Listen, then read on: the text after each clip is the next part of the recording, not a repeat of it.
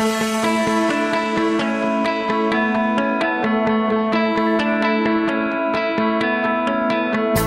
you ever thought of buying a franchise or currently own one or many? If so, this podcast is for you. Welcome to Franchise Euphoria, the podcast created and hosted by franchise attorney Josh Brown for the sole purpose of helping people find success through franchising.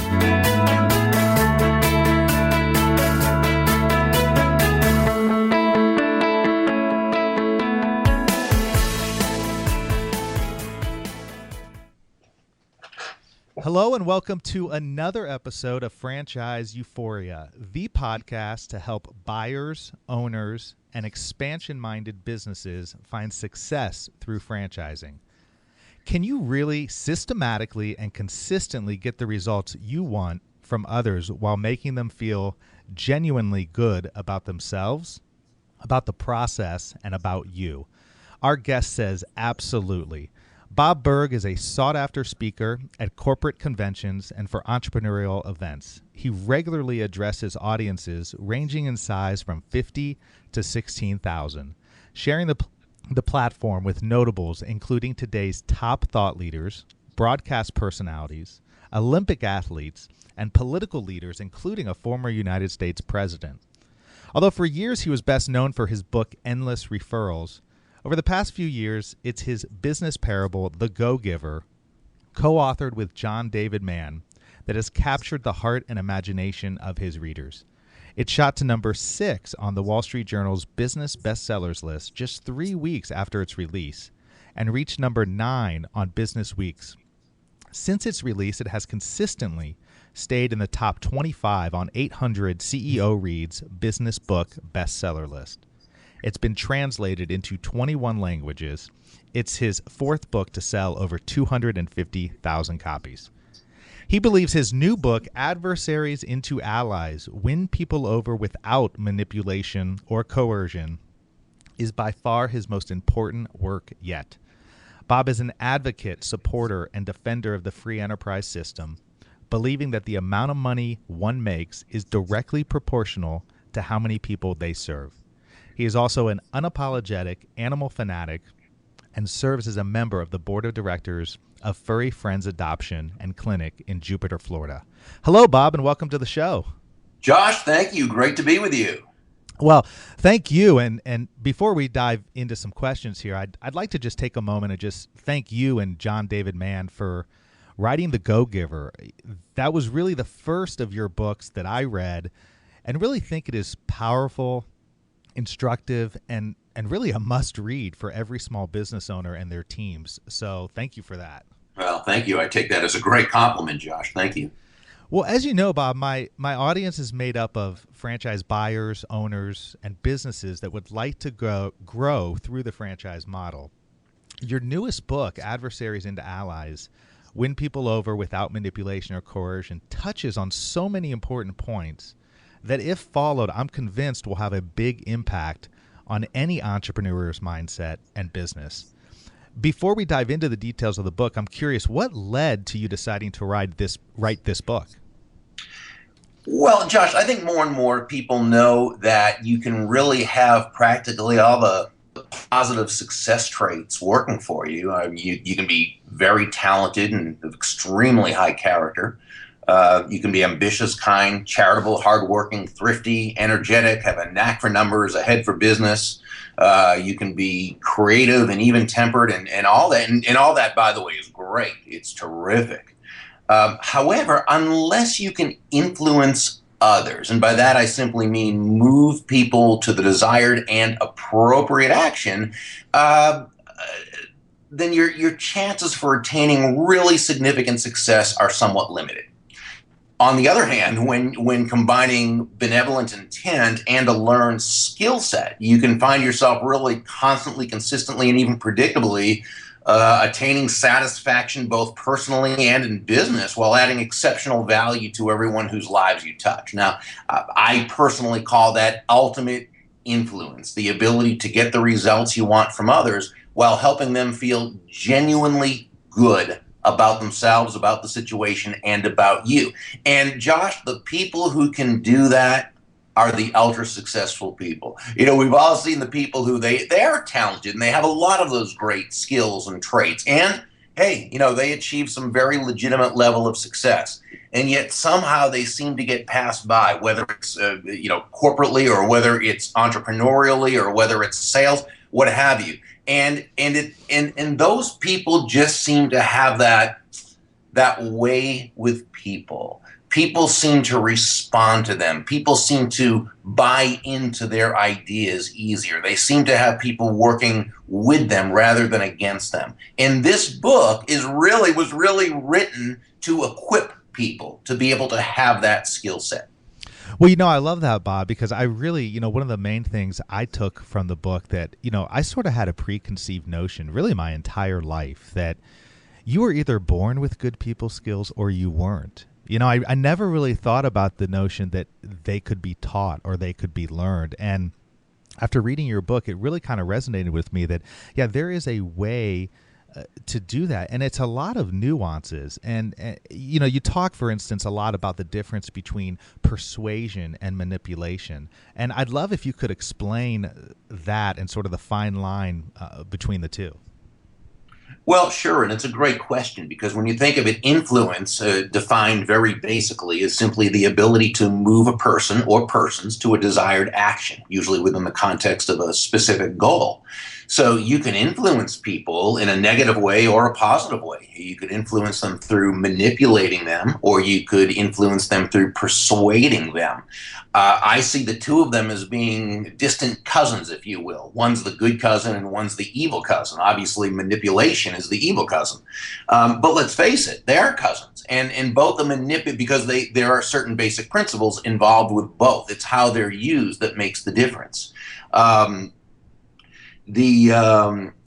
You know, I remember years ago reading a great book by a gentleman named Dr. Paul W. Sweats called The Art of Talking So That People Will Listen. And it was really much more about listening as opposed to talking. It was a great book. It was really brilliant. And he gave what I felt was the best summarization of the difference between manipulation and persuasion that I'd ever read. And basically what he said is that manipulation aims at control, not cooperation. It does not consider the good of the other party. It results in a win-lose situation.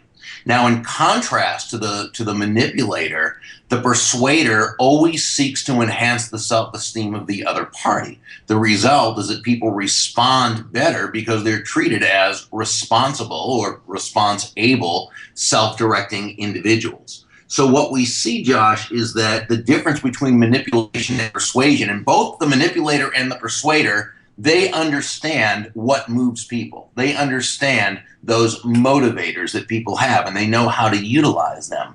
But the manipulator will win at any cost. They may not be intentionally trying to hurt another person, but they don't care if they do, as long as they get what they want. They're totally I-focused or me-focused. A persuader will never do that. Their feeling is for them to win, the other person has to win.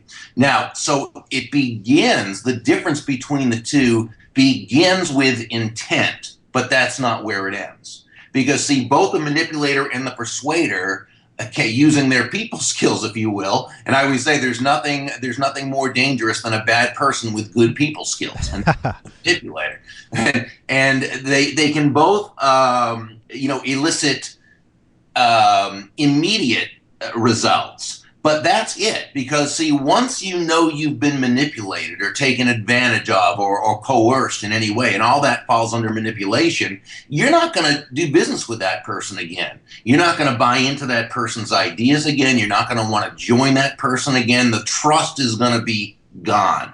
On the other hand, when you've been persuaded by someone, you've enjoyed the results. You felt good about the results. You knew they had your best interest in mind, and it was very, very genuine. So yeah, I often say that a manipulator can have employees, but very rarely a loyal team.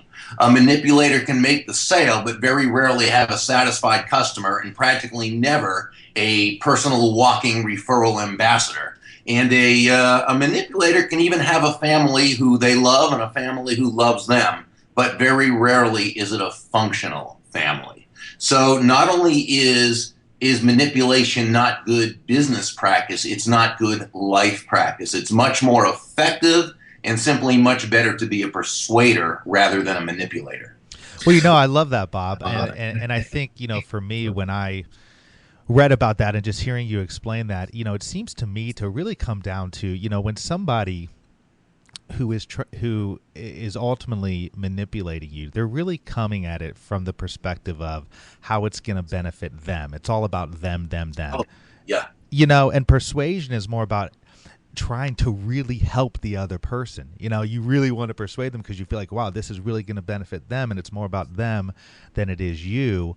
And that really resonates with me, and I completely agree with you that, a lot of these principles, while certainly are often applied in business, when applied, they're applied to your whole life. Yeah, these are really across the board. I had a lot of people ask, because of my background in sales and my writing, which tends to be around sales and marketing, they asked if this was a sales book. And I said, well, in the sense that when you think of it, everything is in a sense selling, in that you're communicating an idea that you'd like someone to buy into, sure. But and while there are some selling chapters in the book, and the chapters are all basically after the first chapter, which explains the 5 principles of ultimate influence, the chapters are generally about anywhere from 1 to 3 pages, so they're very short. And while I do have some sales vignettes in there, it's really not just about selling in that context. It's about all sorts of working with other human beings, and that's so it goes across the board. Well, and really, most businesses involve working with other human beings, so it's so vital and important. I mean, very rarely do we have businesses that are in a vacuum. You have customers, you have potential customers, you have potential clients, and so on and so forth. And being able to relate to them in a genuine, authentic, and really a proper way is key. And you mentioned in your last response the 5 principles of ultimate influence, and I'd love to get into that and first just find out, what are they, and really, is ultimate influence different from regular influence, and sort of what the differences are? Sure. Well, the 5 principles themselves, number 1 is control your own emotions. Number 2 is to understand the clash of belief systems, and this was certainly a life changer for me. Number 3 is to acknowledge the other person's ego. Acknowledge their ego. Number 4 is to set the proper frame, and number 5 is communicate with tact and empathy. And really, the only difference between influence and ultimate influence is one is simply the influence itself is the ability to move a person to a certain thought or action, whereas ultimate influence is you are doing so in such a way that everyone comes away a winner. Everyone comes away feeling good about the transaction. So when you talk about principle 1, you talk about controlling your own emotions. I mean, it sounds so obvious and so, almost common sense. What do you mean by it? Well, as human beings, we are emotional creatures. We're emotional beings. We'd like to think we're logical, and to a certain point, we of course we are. But we're very emotion driven, and as human beings, we make major decisions emotionally, based on emotion, and then we back those emotional decisions up with logic, or we rationalize, which you could say is to tell ourselves rational lies in order to justify that emotion-based decision. Well, I think most of us understand that. But there's also the type of emotion we need to deal with within ourselves, in which, while certainly no one can make us mad or sad or angry or whatever, what people can do is they can either intentionally or more than likely unintentionally say or do things that pushes our buttons and causes us to make ourselves mad or angry or sad or depressed or confused or what have you. When this happens, we're operating out of a position of weakness. See, the sages asked, who is a mighty person?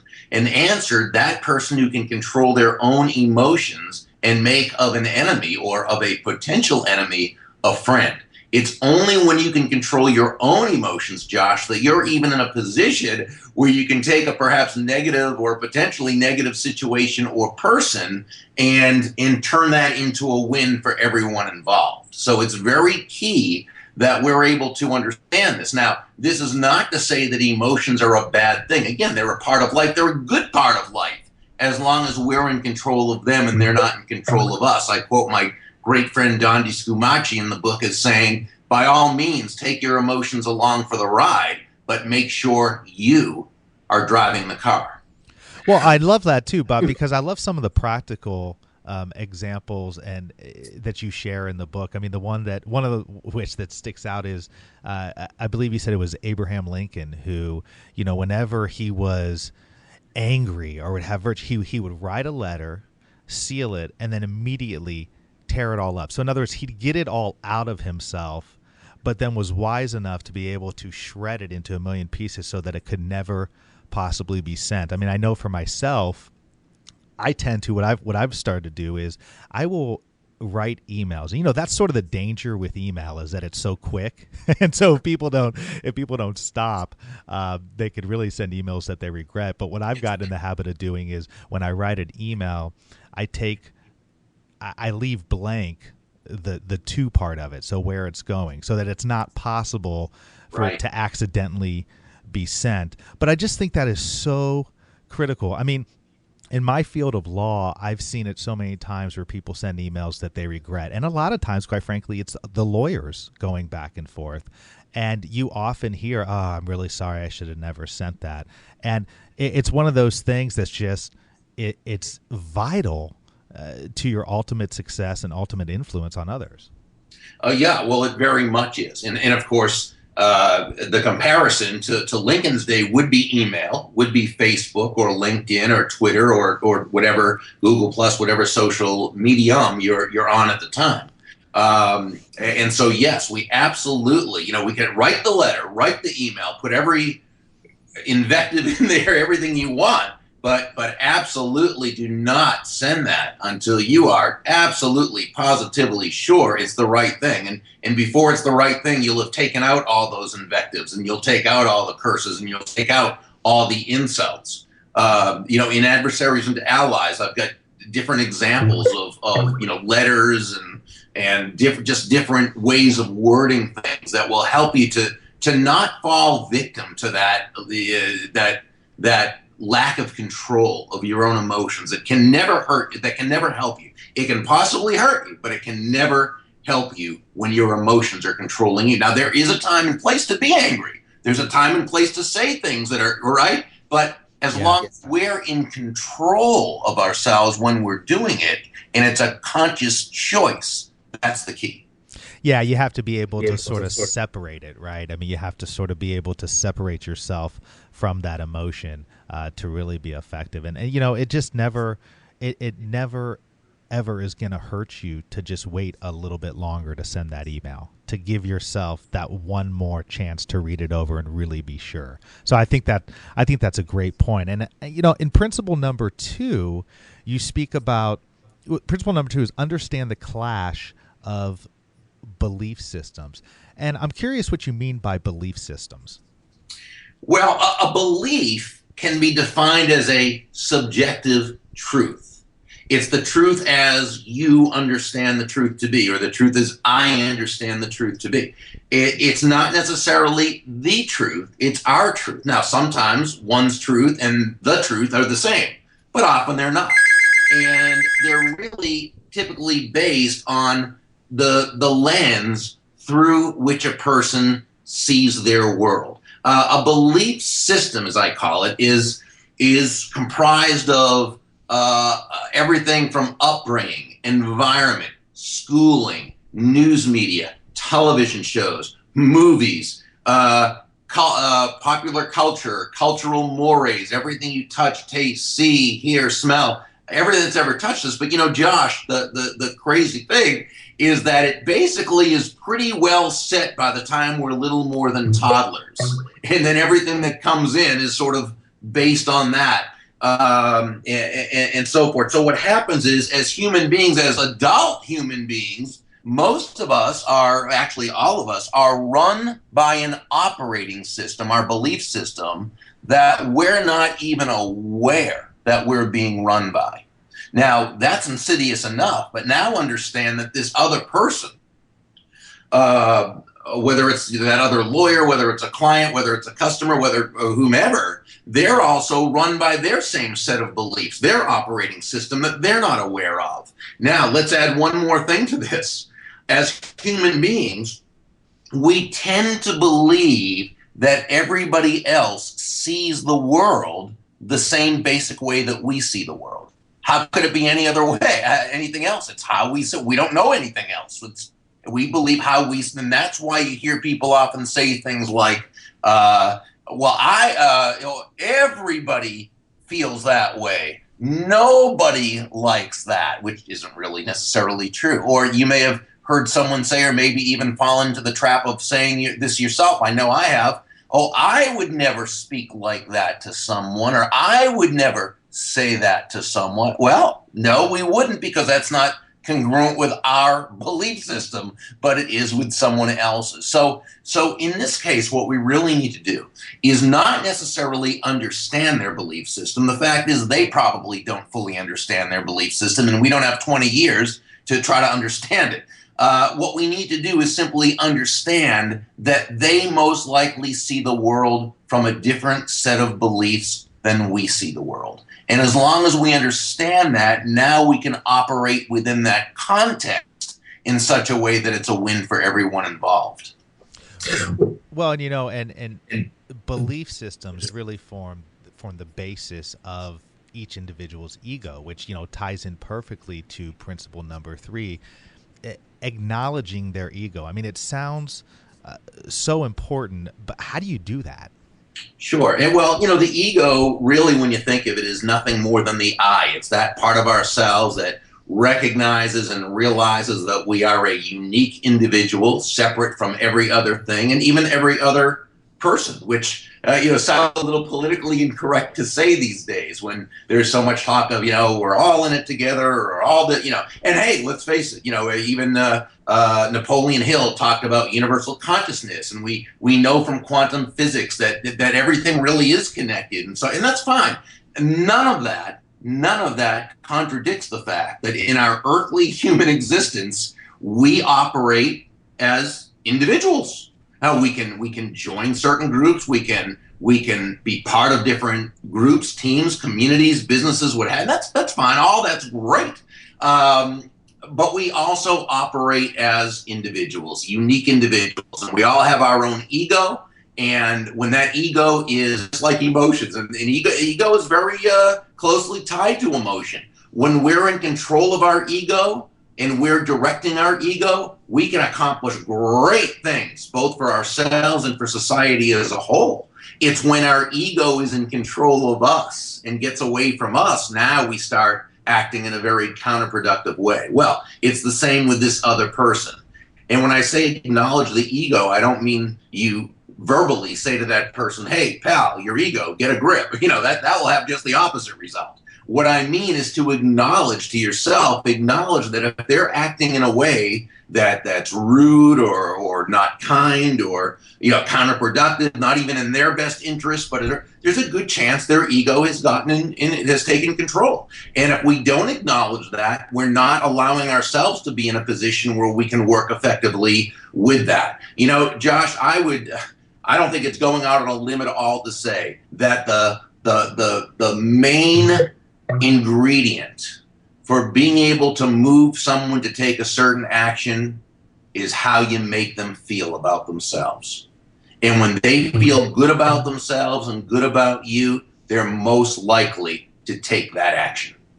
Yeah, I could not agree more. I mean, especially because, so we have encounters every day with people, right? And I think we don't know what experiences they're coming from, what mood they're in, what things have affected them, but yet a lot of times people will take a certain reaction a certain way because they're coming from their own perspective. But if you can take in that moment, and I think this is so important for small business owners or that if you can look at your customer and understand that they've got a whole nother world that they're coming from just like you, and you can make them feel good in those moments that you're with them, you're going to have a much better chance of winning them over. Oh, absolutely. No doubt about it. And that's why, authenticity is a real big part of it. You've got to genuinely want to benefit that other person. You've got to genuinely care about them, because people respond to that, and they know. They usually, hey, there's some people who can fake it pretty well for a while, and those are the manipulators. But, most of us, we need to be genuinely interested in that other person, and they need to be able to sense that.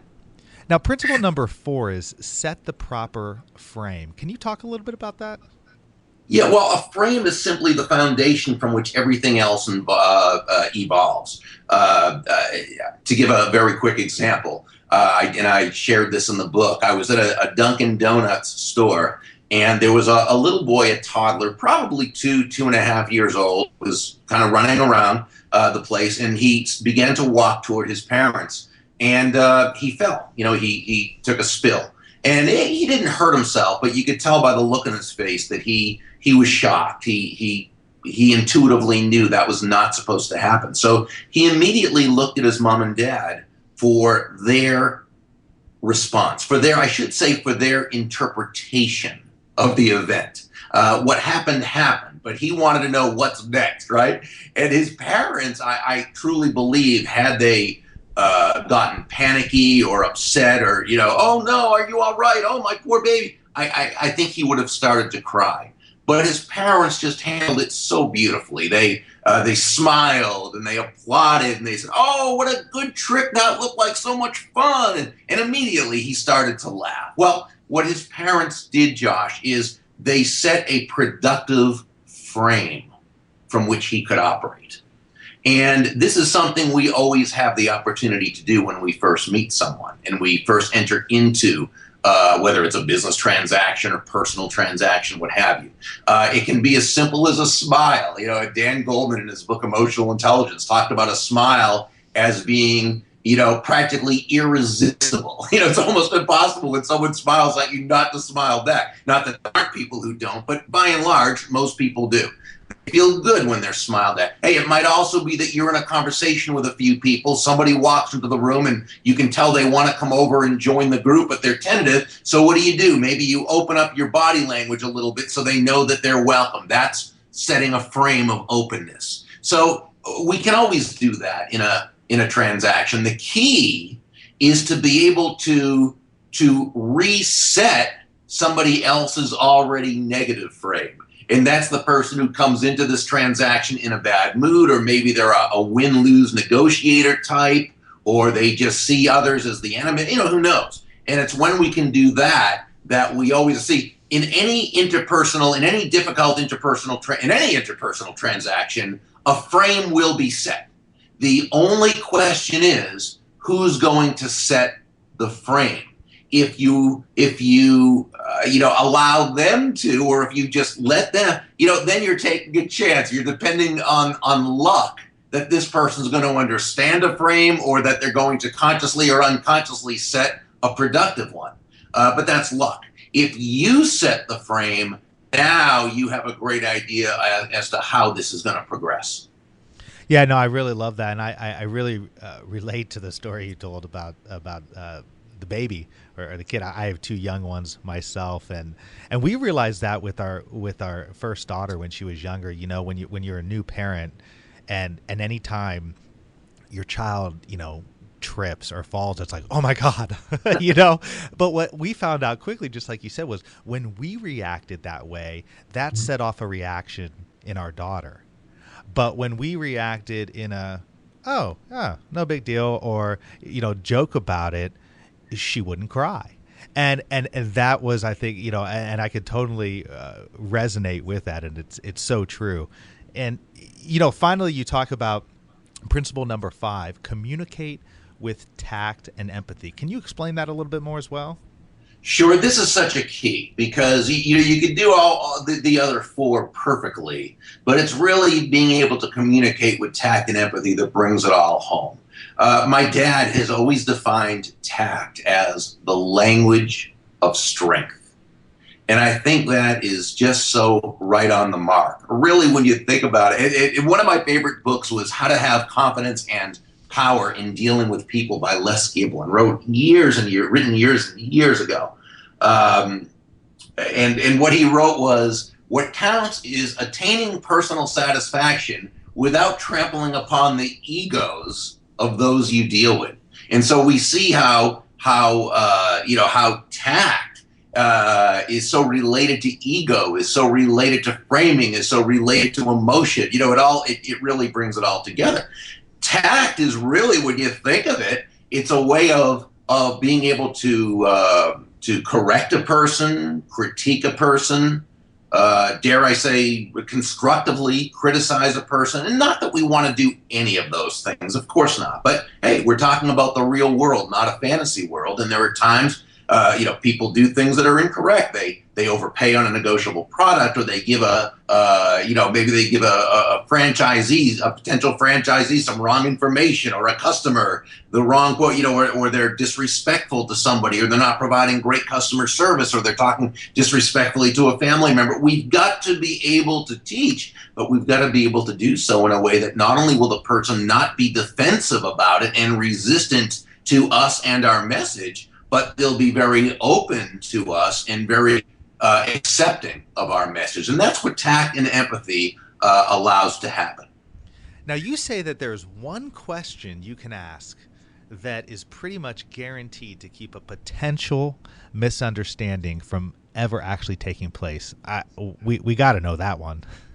Well, this is actually very, very simple, and it has to do with belief systems. Because remember, with belief systems, we take different ideas, thoughts, words, and we interpret them different ways, and not only through our own lens, Josh, but we assume everyone else has the same lens as us. Remember, we were discussing that earlier. So it could be something as simple as, your friend says, "Hey, you want to meet tomorrow night at 5 o'clock at the beach?" And you say, "Yeah, sure, I'll meet you there." So at 5 o'clock, you go to that place on the beach where and I know you're in Indiana, so that's probably not something that's going to happen a whole lot. But let's just say it would. And you go to the beach at 5 o'clock. They're not there. The next day you say, "Hey, why did you stand me up? I thought we were meeting at 5 o'clock at the beach." He said, "I was there." "No, you weren't." "Yes, I was." "Not." Well, it turns out while you were at the beach by the ocean, he was at that new restaurant called The Beach. You both took the word "the beach" and you interpreted through your own lens. Now, let's say you're with your team, and you say, "Hey, the client called, and there's a change in the deadline. It needs to be done as soon as possible." Well, what does that mean? One person in your team, to them, as soon as possible means it has to be done right away, so they don't go to their kid's ball game that night, and they stay up all night. They do all the work. Another person, they believe that means at the end of the week. Another person, to them, they come from a situation where as soon as possible means as soon as the previous job's done. So you've got 3 or 4 different people all assuming different things. What the person would say is, what the team member would say is, "Josh, just for my own clarification, when you say as soon as possible, is there a specific date you have in mind?" And what that does is it calls for total clarification. There can be no misunderstanding. So the actual sentence or the actual question is, how would you define, or what do you mean by? But you want to say it. I put sort of a tactful softener in front of that, so it doesn't come off as making a person defensive. So I'd say, just for my own clarification, or just to make sure we're all on the same page, when you say X, what exactly do you mean? And that way, now the same thing when you're the one that brings the news that it needs to be done as soon as possible. You need to make sure that you say, just to make sure that I have us all on the same wavelength. When I say as soon as possible, that means Wednesday by end of day, 5 o'clock. In other words, you ask the other person to define their term. Well, and I love the story you tell in the book about, I think it was a friend of yours that called you up and said, "Hey, I'm looking for a house right near the ocean, or how far from the ocean or something." Yeah. Yeah, and you said, "Oh yeah, that house isn't close to the ocean." He comes out, and you live across the street from the ocean, whereas the house was 7 miles from the Right. ocean, and for him coming 700 miles away from the ocean, that's close, but it's not close from your perspective. Right. Those are the subjective truths at work. I mean, the truth was it was 7 miles from the ocean. My truth, living right near the ocean, is that 7 miles is far away from the ocean. His truth, living 700 miles, is that 7 miles isn't far at all. So, why didn't I say it's 7 miles? I don't know. It was a long time ago, and I don't remember the circumstances, but we both did end up having a good laugh over it. But it's just one of those things in common conversation you don't think of, and I think the bigger point to business people and people in general is take the time to really ask that one more question. Make sure you're absolutely clear and understand that we can't really assume anything. Exactly. Now, before we go, I mean, you tell a really delightful story about your dad, and I know your dad and mom have had such a big influence on you. But you tell a story about when you talk about how much character has to do with our ability to influence. And if you wouldn't mind, would you share with us that story? Yeah, well, what happened, I think I was about 10 years old at the time, and we were having new carpet put in. And the crew chief was a nice guy, but he was a little rough around the edges and so forth. And at noon, my folks bought pizza for the crew, so my dad brought it up for them, and then he went to talk to the crew chief just to find out how the job was going. And I was just sort of around the corner, and I was just listening in. And the crew chief said, "Now, my dad's the kind of guy, he came from very poor, Americana, depression, from the streets background, and he's the guy who everybody can relate to. Just he's one of these people. He did have, and still does to this day, have those natural people skills that most of us don't have. But just everybody loves my dad, and so I guess this guy, figured it was male bonding. Talk disrespectfully about wives, and which is something he probably, I would imagine, did quite a bit. And I say that only because of the conversation. He said to my dad something like, "Well, Mr. Burg, this is a really expensive job. Those women will really spend our money for us, won't they?" And I know he expected Dad to say something like, "Yeah, well, or something." But I knew Dad would never answer like that. There's no way. And but Dad would also never insult the person either. He would do it in his kind, tactful way. And Dad said something like, "Well, when they're the reason you've got what you have, you're happy, to do anything you can for them." And that wasn't the answer, that the crew chief was expecting. And he tried to get, "Well, yeah, I understand that, but boy, they'll take advantage of that," or something, whatever it was. And Dad said, "Well, I'll tell you what, when they were there with you before you had anything, and they're the one that stood by you the whole way, you're just, it's a pleasure to," it was like that. And I think the crew chief tried one more time, and it was also unsuccessful, and he just gave up at that point. But I really don't know if he learned a lesson about how a real man talks about his wife, but I know I learned a great lesson there about what character really is. And I think when it comes to leadership, I think when it comes to influence, Josh, as important as the right words are, it's probably the least important. What you do is certainly more important than what you say, but when it comes right down to it, I think it's really simply who you are. And that's where character comes into play. And what I notice about people of high character is that they tend to stand for something. And with people of high character, you tend to know exactly where they stand. Now, that doesn't mean they don't make mistakes. Of course they do. It doesn't mean they don't course correct. Absolutely they do. And it doesn't mean they won't be, flexible at times in terms of methods, but they'll never be flexible when it comes to value-based decisions. I always love what Zig Ziglar said: be flexible on method, but Jen, I apologize, but like a stone when it comes to values, or immovable with values. And I think that's really what it's about. And that's just, I don't think I ever heard my parents, I know I never heard my parents ever speak disrespectfully about each other to friends or relatives or anyone like that. It just isn't something that would have happened. And hey, they're a regular couple. Doesn't mean they never had problems or never had. But no, you'd never have heard something disrespectful. And to me, that's character.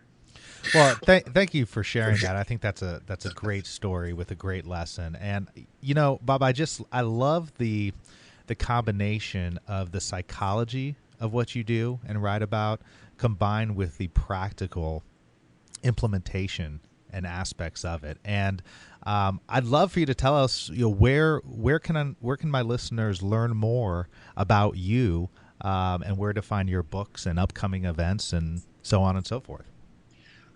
Thank you. They can visit Burg.com, and that's spelled BURG.com. And while they're there, on the right-hand side, they can click on a graphic of the book, Adversaries into Allies. And if they click on that, it will take them to a page where they can download chapter 1 to see if they like it first. And they can click through if they'd like to order from Amazon.com or BarnesandNoble.com, or they can get it at their local bookseller. They can also subscribe to my Influence and Success Insights, where we send out value-based information about every week or so. And they can also, where it says to check out the Go Giver Way or join our Go Giver community, it's a Go Giver online member community, which is a lot of fun, and it's a really profitable way of doing business, tapping into the 5 laws. And we've got people from all over the world that are now a part of it. It's really growing. So come on to Burg.com, BURG, and hang around. Well, thank you again, Bob. I look forward to continuing to read your books as you continue to put them out. And following all your great successes. I really think what you're doing is fantastic on many levels, and really is having a big impact on a lot of people. So thank you for that. Wow, Josh, I appreciate that a lot. It's great being connected with you on social media and getting a chance to speak with you on the phone and be on your show.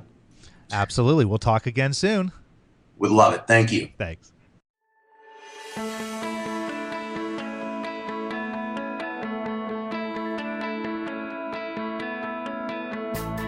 Thanks for being with us today on the Franchise Euphoria podcast. If you enjoyed this episode, please be sure to go to iTunes and provide a review. Also, please remember that although Josh Brown is a licensed and practicing attorney, nothing contained in this podcast should be construed as legal advice, because it is not. The information contained in this podcast is general and educational in nature, and none of it should be relied upon as legal advice. That being said, if you have questions for Josh and would like to contact him, please email him at josh@franchiseeuphoria.com. Thank you so much for listening, and we hope you tune in to our next weekly episode.